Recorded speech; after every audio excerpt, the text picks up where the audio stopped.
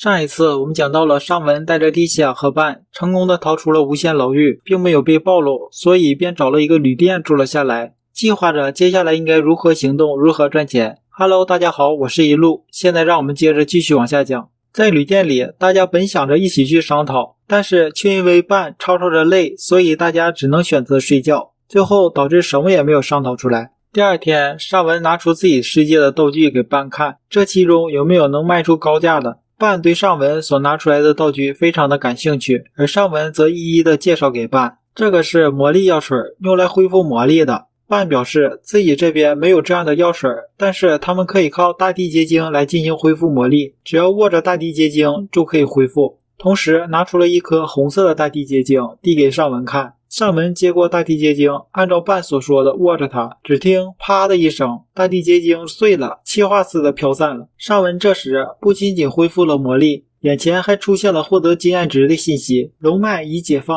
获得经验值3000。吃惊的尚文被镇住了，哈，还会得到经验值，而且还是3000，这也太夸张了吧。听到这话的伴想到自己的世界与尚文的世界的道具可能存在着不同的意义，立刻尝试着喝下了尚文所拿出来的魔法药水。他和尚文一样露出了不可思议的表情，哇，你们这个药水不仅仅恢复了我的魔力，还让我的武器获得了它升级所必须的经验值呢。尚文不解地问道，什么意思啊？伴解释说道，他自己用什么武器升级，自己的武器同时也会得到相应的经验值，就像他自己如果用的是鱼竿进行升级，鱼竿拿掉一定经验值之后就会进行升级。打个比方来说，如果自己用的是初级木质鱼竿，它达到一定经验值之后升级了就会变成中级木质鱼竿。随后尚文又拿出来一颗恢复丸，这个是恢复丸，涂在受伤的地方可以帮助治疗。伴说，你这是和治愈丸一样的东西吗？最初杀掉河虫后你负伤涂抹的就是这个东西吗？得到了尚文的肯定答案后，伴也拿出了类似的东西，喝了这个药他就可以进行疗伤。尚文心想，看来两边的世界不同，所持有的道具也是不同啊。就在这个时候，尚文询问，你们的世界除了恢复生命和魔力这两样，没有其他的药水吗？例如缺乏 SP， 也就是你们所说的魂力的时候，可以用来恢复的药水或者是什么道具。而伴则表示没有，从来没听说过。他说，在他所知道的范围内，恢复魂力的方法除了靠眷属武器就是自然恢复。说到这里，尚文心想，现在应该多多准备一些御魂水，要不然以后使用了铁处女的技能或者是 SP 用光了，就没有办法使用其他的技能了。尚文问伴，如果有能迅速恢复的，伴立刻询问，你有能快速恢复的道具吗？有的话，魂族人一定会垂涎三尺呢。伴表示，这样的道具从来没有人买卖过或者收购过，卖这个可以吗？尚文这个时候拿出了一瓶御魂水，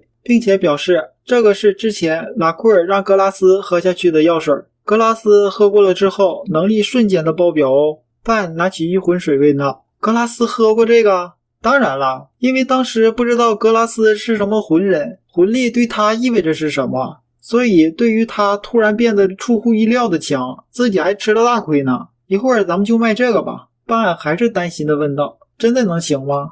尚文肯定的说道，放心吧，我可是商人出身。此时的尚文心想，自己已经占据了所有的优势，买卖的方法自然要多少有多少。尚文这个时候再次询问伴，你刚刚说的武器的经验值什么意思？伴问道，是打算交流一下彼此的武器的强化方法吗？尚文肯定的表示，当然是啊，这样的话才能让自己变得更强。但是双方都尝试了彼此的强化方法，没有任何反应。也许是两边的世界的不同，规则也不同吧。另外，据伴所说，自己的武器和格拉斯他们的强化方法也是不一样的，不是统一。尚文想到三大菜鸟勇者的武器和自己的也不一样，想要获得一样的能力，要有一个绝对信任的前提。算了，还是为了能买到大量的大地结晶而去赚钱吧，这可是最简单的获取经验值的方法。随后大家来到了商业区的一个角落，摆起了地摊儿。出于安全，大家都戴上了面具。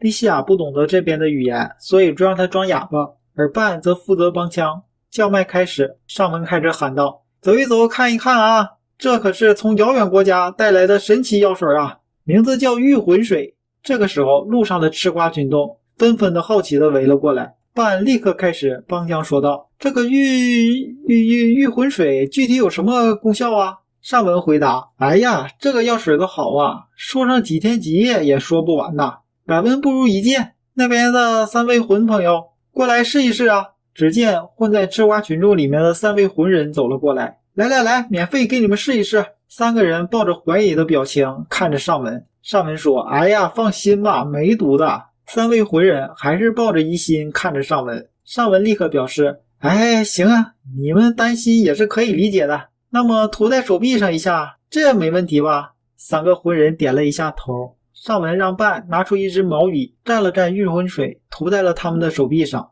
他们瞬间出现了惊愕的表情。这怎么可能？吃瓜群众完全不知道3个魂人到底为什么出现惊愕的表情。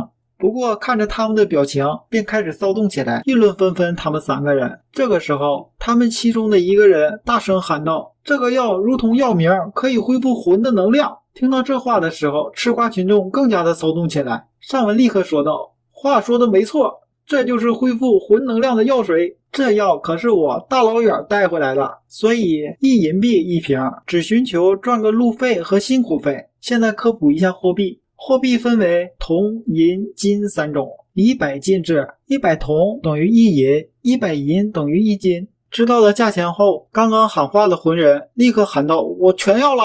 而另外的2个魂人则恶狠狠地瞪着他。上文说：“这可是让大家陷入危机关头，能快速恢复魂力的药水，更加是能让魂人保命的药水。所以上文表示，独吞这样的行为可是不行的。1银1瓶，卖你们每个人1瓶吧。”3个人各拿1瓶，开开心心的离开了。此时的吃瓜群众开始议论纷纷起来：“这3个人是不是托啊？”上文看着吃瓜群众，立刻表示：“他们可不是托哦。为此我来证明一下，剩下的2瓶我也就不卖了，给大家都涂上一下，让大家体验一下是真是假。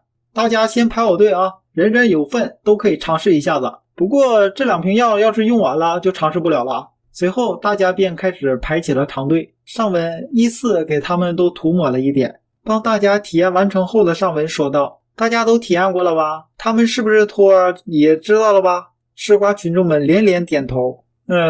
我带来的御魂水有限，无法给大家人手1瓶，所以明天我会把我最后的5瓶带来，但是会以竞标的形式来进行出售，到时候还请大家踊跃参加呀。说完这话，上文3个人立刻收摊，匆匆的离开了。为了避免跟踪，使用了各种方法，终于回到了酒店。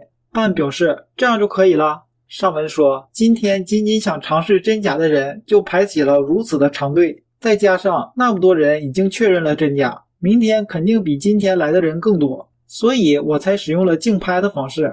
你们的世界没有御魂水，这可是稀世珍宝，兴许明天会有贵族来拿。伴子一脸不相信的：“可能啊，我可不信。”上文说道：“你可别小看人传人这种事啊，被传成咱们3个人是魂人的神都是有可能的。”伴立刻表示：“那些奸商一定都是你的徒弟。”这个时候，上文觉得时间还挺富裕呢，伴还请你带着莉西亚去帮他升级吧，我留下来制作药水。又过了1天，上文他们戴着面具回到了昨天摆摊的地方。没想到这里已经人山人海了，就等待他们的出现。而且不仅仅是魂人，各种种族的人都来了，而且这里面还有看似货真价实的商人，还有一些看似高官达贵的人，也许是和自己世界一样，跑来看看自己有没有经商许可吧。不过就算自己有，估计也会被他们宰上一刀。上文表示，即便是这样，咱们也不用担心，如果是因为他们而导致了这场买卖的取消，相信那些竞拍者会掐死他们的。上文开始叫卖，还是和昨天一样啊，1银1支， 1.5银， 2.3银， 5银， 13银， 20银， 22银， 30银。还有竞拍的吗？还有没有人要的？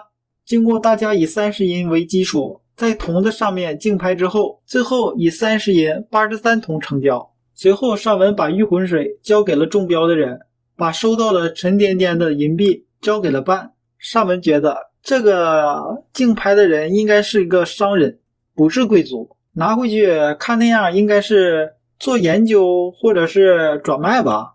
现在的拍卖已经进入了白热化。此时的尚文也觉得不能拖得太久，自己拖得太久，人也会聚得越来越多，最后很容易发生混乱化。接下来尚文决定拿出设计好的剧本，尚文拿起下一瓶准备拍卖的御魂水之后，让丽夏在回去的路上假装摔倒，把剩余的3瓶都摔碎。当然这3瓶水里面已经被替换成了普通的水。尚文假装着责骂丽夏，场下的竞拍者们瞬间的恶狠狠地盯着丽夏，甚至有人向他丢东西。虽然说这都是大家计划好的，但是竞拍者们的愤怒是货真价实的。尚文觉得不赶紧结束的话，丽夏太委屈太可怜了。尚文立刻示意，实在不好意思，实在不好意思，我的下属实在是太笨了，没办法了，现在只剩下1瓶了。虽然我很想给大家弥补，但是我这也没办法了，实在无能为力啊。现在就只剩下这最后1瓶了，重新拍卖吧。8银、20银、30银。尚文心想，果然不出自己所料，和之前有余富不同，现在只剩下1瓶了，在半的世界里再也找不到第2瓶了。随后很快的就告别了银的阶段，而进入了金的阶段。慢慢的一般人都退出了，现在只剩下2个人，应该是贵族。3金、3金30银、3金40银、3金80银，我出4金。等了一段时间，尚文开始问，还有人出价吗？没有了哈。那好，4金成交。那么这瓶御魂水就属于客官你的了，请拿好。收到金币的同时，对方的眼神让人觉得有些在意。虽然几个金币对于贵族来说不算是什么，但是御魂水的来源就不一样了，以后要更加小心了。派刺客来刺杀也不是不可能的，所以大家迅速的离开了。我是一路未完待续。